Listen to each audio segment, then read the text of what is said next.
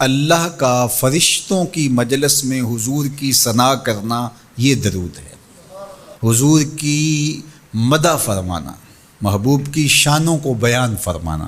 یہ صحیح بخاری میں صلاۃ کا ترجمہ حضرت ابو العالیہ رضی اللہ تعالی عنہ سے کیا گیا ہے۔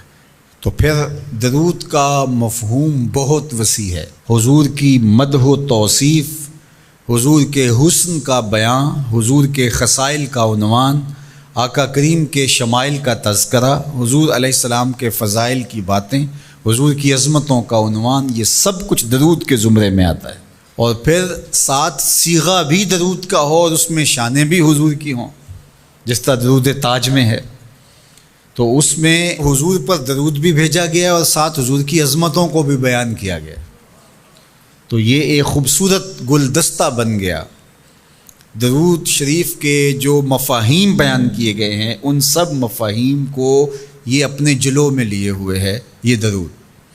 تو کثرت کے ساتھ حضور علیہ السلام پر درود پڑھنے کی تلقین فرمائی گئی۔ حضرت ابی بن کعب رضی اللہ تعالیٰ عنہ فرماتے ہیں کہ آقا کریم نے ترغیب دی درود شریف پڑھنے کی، باقی امور اور عبادت، ذکر فکر۔ تو میں نے عرض کی، ارشاد فرمائے کہ میں آپ پر کس مقدار میں درود پڑھوں، کتنا وقت، کتنا درود پڑھوں؟ تو آقا کریم نے فرمایا ماشیتا، جتنا تم چاہو۔ فرماتے ہیں میں نے کہا میں چوتھا حصہ درود پڑھوں گا، باقی 3 حصے دیگر عبادات اور دیگر وظائف اذکار بجا لاؤں گا۔ فرمایا جس طرح تم چاہو، جو تمہاری مرضی، لیکن اگر درود کی مقدار کو بڑھا دو تو تمہارے لیے بہتر ہوگا۔ تو میں نے کہا النصفہ، میں آدھا وقت درود پڑھا کروں گا اور باقی چیزیں باقی آدھے وقت میں کروں گا۔ فرمایا جس طرح تم چاہو، لیکن اگر درود کی مقدار کو بڑھا دو تو تمہارے لیے بہتر ہوگا۔ میں نے کہا کہ حضور میں 2 حصے درود پڑھوں گا اور 1 حصہ باقی وظائف اوراد بجا لاؤں گا۔ فرمایا جیسے تمہارا دل چاہے، لیکن اگر تم درود کی مقدار کو بڑھا دو تو تمہارے لیے بہتر ہوگا۔ فرماتے ہیں میں نے کہا حضور میں پڑھوں گا ہی درود، سارا وقت میں آپ پہ درود ہی پڑھتا رہوں گا۔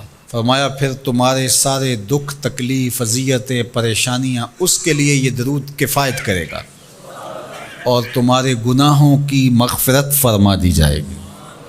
تمہاری پریشانیاں، تمہاری اذیتیں، تمہارے دکھ، دور موجود میں لفظ بولا جاتا ہے ٹینشن، تمہاری ساری ٹینشن، تمہارے سارے معاملات حیات کی بے ترتیبیاں، پریشانیاں، دکھ، اذیتیں، سب کچھ ختم ہو جائے گا۔ درود سب دردوں کا مداوع ہو جائے گا، سب دکھوں کا علاج ہو جائے گا، سب پریشانیوں کا حل ہوگا، سب مصیبتوں کا مداوع بن جائے گا، اور ساتھ ساتھ تمہارے گناہ بھی بخش دیے جائیں گے۔ تو درود جتنی کثرت کے ساتھ پڑھا جائے، اللہ کی اتنی ہی رحمتیں نازل ہوتی ہیں۔ تو باقی وظیفے، باقی اوراد، وہ بھی فضل و شرف والے ہیں، لیکن حضور نے فرمایا کہ پھر تمہارے لیے درود ہی کافی ہو جائے گا۔ اللہ اکبر۔ فرمایا جو میرے اوپر 1 مرتبہ درود بھیجتا ہے، اللہ اس پر 10 رحمتوں کا نزول فرماتا ہے۔ اور ایک حدیث میں آیا جو 1 مرتبہ میرے اوپر درود بھیجتا ہے، اللہ اس کے 10 گناہ معاف کرتا ہے، 10 درجے بلند کرتا ہے اور 10 رحمتوں کا نزول فرماتا ہے۔ تو درود پڑھا حضور پہ کام اپنا بن رہا ہے۔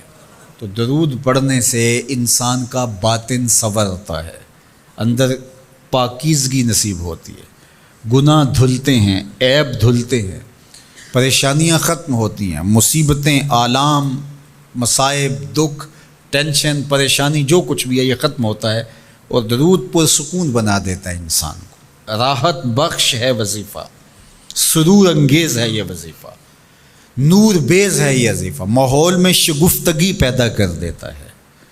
اگر درود شریف پڑھو گے تو تمہاری بہت ساری پریشانیاں ختم ہو جائیں گی، تمہارے دکھوں کا مداوع ہوگا، تم ریلیکس ہو جاؤ گے درود پڑھنے۔ یہ درود شریف کی برکات ہیں۔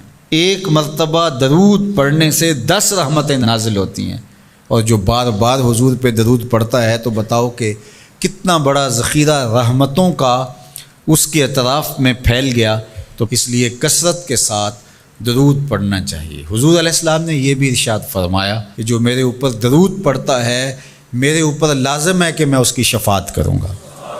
شفاعت رسول کے حصول کا ذریعہ درود بنتا ہے، چونکہ ہمارا آسرا ہی حضور کی شفاعت ہے۔ وہ دامن شفاعت کھولیں گے تو ہم گناہ گاروں کا کام بنے گا، اور وہ نصیب کیسے ہوگی حضور علیہ السلام کی شفاعت؟ کثرت درود سے۔ یہ بھی ارشاد فرمایا آقا کریم نے، قیامت کے دن میرے سب سے زیادہ قریب وہ ہوگا جو کثرت کے ساتھ میرے اوپر درود پڑھنے والا ہوگا۔ تو حضور کی قربت کا ذریعہ بھی درود ہے۔ کون سا مومن ہوگا جس کو حضور کے دیدار کا شوق نہیں ہے؟ کثرت درود کی برکت یہ ہے کہ حضور کا دیدار نصیب ہوتا ہے۔ حضور کا دیدار نصیب ہو جائے تو بتاؤ اور کیا چاہیے۔